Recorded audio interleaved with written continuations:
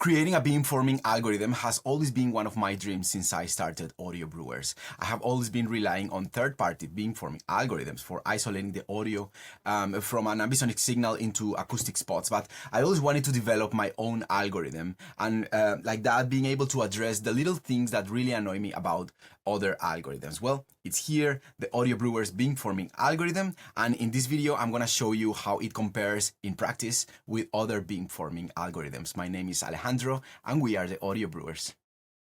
So in this video I want to show you a couple of things.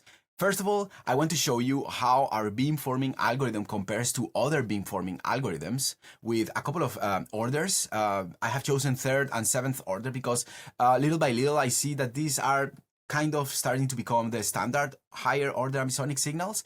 And then on the second example, I'm going to show you a real life example, how you can use our beamforming algorithm in a real life recording. So let's go to the DAW and I'm going to show you and explain you more or less what I did. So this is a very simple project that I have created here. I am creating a tone with a tone generator, 200 hertz, it can be anything, doesn't really matter. And then this signal, I am encoding it to seventh order ambisonics using our AB encoder. Once the signal is encoded, instead of sending it to the master, I'm sending it to 3 auxiliary tracks.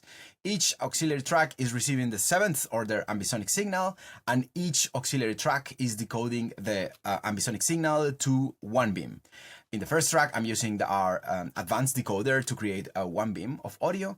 In the second track, I'm using the IEM probe decoder to create one beam of audio. And then in the third, I'm using the Sparta Beamformer to create one beam of audio. You can see that I have here the 3 plugins open, and they all are creating one beam using a seventh order incoming signal, and with an azimuth as an elevation of 0, right? So the beam is right there in front of you. So when the signal is right there in front of you, you should get the full volume signal, right? So another thing that I have done is I just have adjusted the volumes of each send so that I'm sure that at 0 elevation and 0 azimuth, there is the same loudness in the 3 channels. That way we can compare how the volume decreases as we go further from the azimuth or elevation from the beam. And like that, we can compare the performance of each of our beams, right? So this is what I'm going to do. I have a seventh order signal here, and my encoded signal is being controlled by the AB encoder, and I'm going to show you how the signal changes in each of the beams by just moving the signal, right? So I have muted it, but I'm just going to give a little bit of signal here. You can hear that you just hear a 200 hertz signal. So at 0 azimuth and 0 elevation, you can hear that the signal is at its loudest. And if I start moving away from the front, the beam is going to become lower and lower in volume because the signal is further and further from the center. So right now, we're only listening to the signal of the Audio Brewers beam. But I don't want you to focus much on the sound, I want you to focus on the levels. Look at the levels.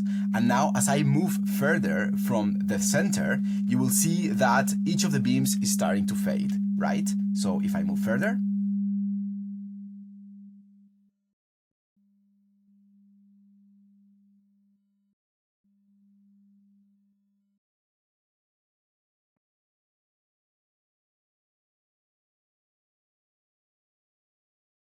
you can see that the beam of the Audio Brewer signal is already gone a little bit when we are around 90 plus or minus 90 degrees. Whereas probe and MaxRe beams don't really ever stop existing. And this is one of the things that I'm really proud of, is that in our beam, I am sure that after plus or minus 90 degrees, there is no signal at all. Check it out. Here, the signal is already gone, and it doesn't matter if I move further to the back, there is no more signal, whereas in the probe and in the MaxRe, you can see that the signal continues to bounce. Check it out.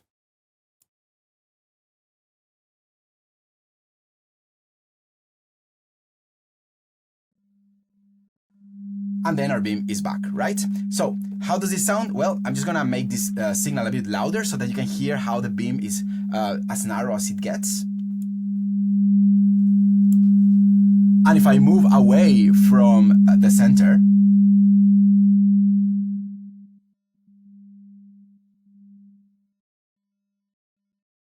no more sound. And then it's back. this is the Audio Brewers beam in 7th order. How does the, for example, probe beam sound? Well, let's check it out. I'm gonna stop sending my Audio Brewers signal to the master track, and I'm gonna send the probe signal instead. And if I again start moving to one of the sides,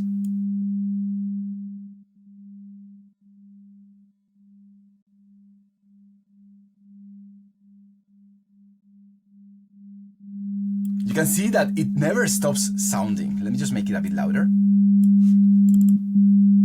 It never stops sounding. It always like bounces back. Check it out again.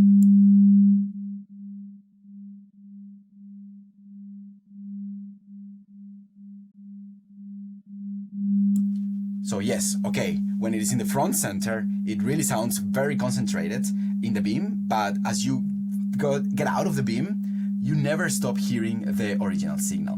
How does this sound with the MaxRe algorithm? Let's check it out.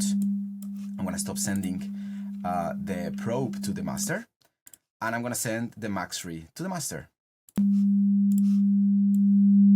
Check it out. And I'm gonna do the same thing. I'm just gonna start moving away from the center. Let me just make it louder.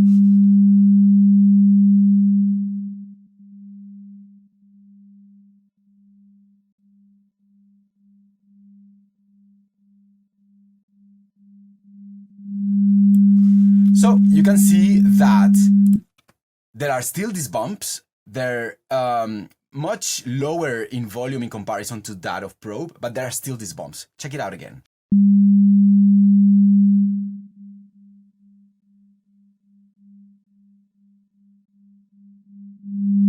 It never stops sounding. How does Audio Brewers beam sound again? Check this out. Now I'm gonna send Audio Brewers again. And as I move to the left,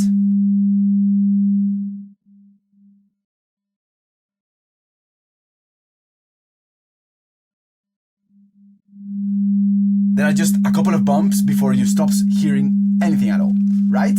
So this is a really, really cool beam because you're sure that after plus or minus around 90 degrees, there's nothing leaking, and still you have a very narrow beam that is going to work really well with your 7th order signal. Check it out again. I'm just gonna make it a bit louder.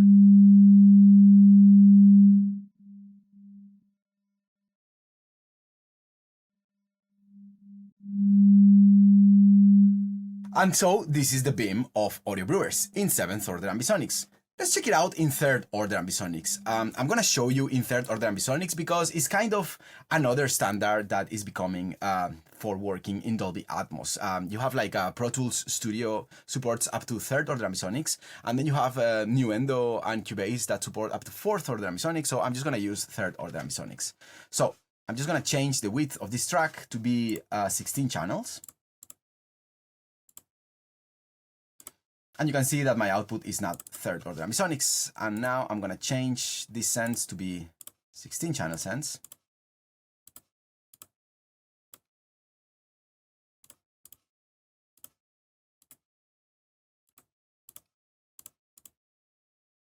All right, and now I'm going to adjust the volume so that they are again -1, all of them.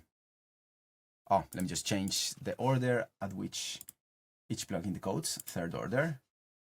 And 3rd order, and our plugin automatically detects that is 3rd order. Right now it's upscaling to 7th. I'm just gonna turn the upscaler off, so that is a 3rd order signal. And now I'm going to just make sure that everything is in -1. So here we are with a 3rd order signal. How does the beam sound? Okay, let's check it out. Right now we're listening just to Audio Brewers beam.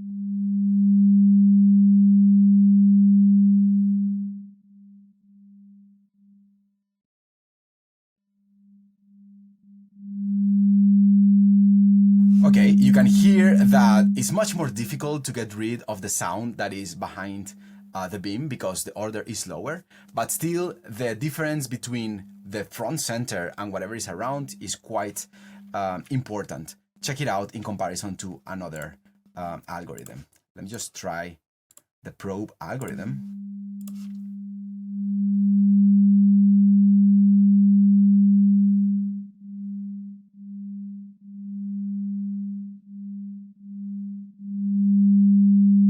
And let's compare it.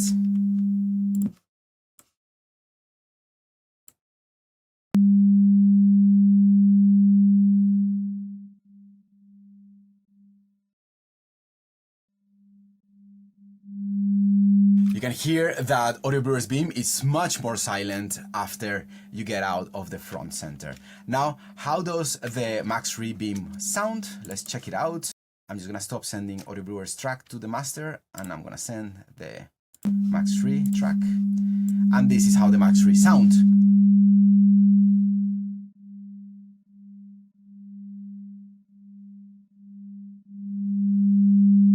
You can hear that, especially right behind the beam, there is a lot of sound leaking. Check it out.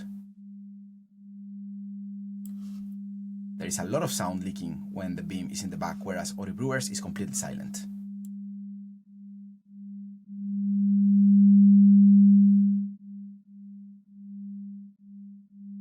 And you never stop hearing sound.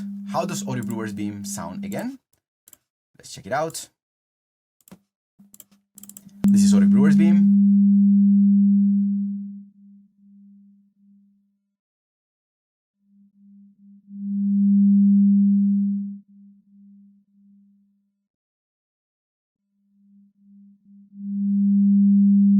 So you can hear that Audio Brewers Beam in third order is still much better than both Probe and MaxRe.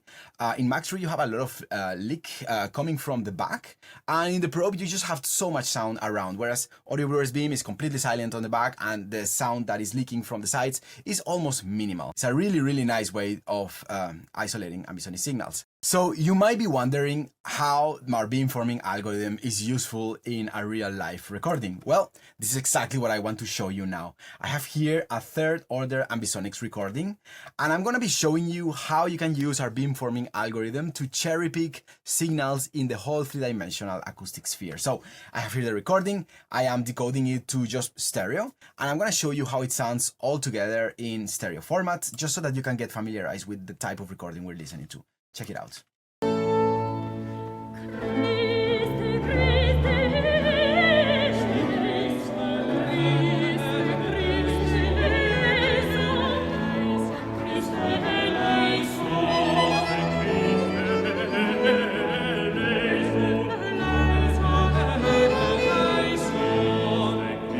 Okay, so you can hear it's a real-life recording, third-order Ambisonics, and you are hearing it in stereo. Now, I'm just gonna create one beam. I'm just gonna scan the whole three-dimensional acoustic sphere just to try and cherry-pick how the signal sounds in every little corner of the recording. So let me just make the beam, and now the beam is very narrow as it gets, and let's do the same. Let's press play and let's scan for the signal, and let's see what we can pick up.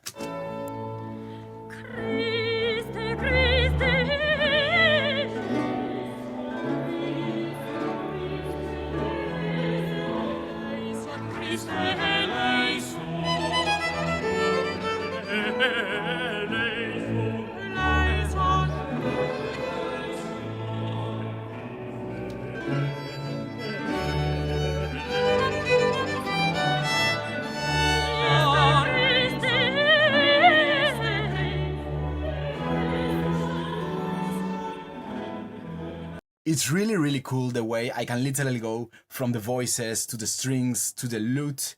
It's really nice. And then to go to the back of the recording where you can hear just the reverberations of the room.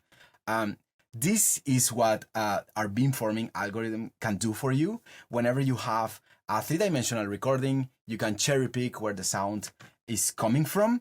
And you might be wondering if this maybe beam can be made bigger, maybe can be made taller, maybe can you upscale the signal to 7th order before decoding, maybe you can add another beam. And the answer to all these questions is yes, you can do all that, but we're gonna see that in another video. Right now, I just wanted to show you our beamforming algorithm and how powerful it is. Well, this is all for now. I will see you on the next video, in which I'm just going to be showing you a deep analysis of how our newest plugin AB Advanced Decoder works. If you have any comments, just don't hesitate to leave them below. My name is Alejandro, and we are the Audio Brewers. I'll see you on the next one. Cheers.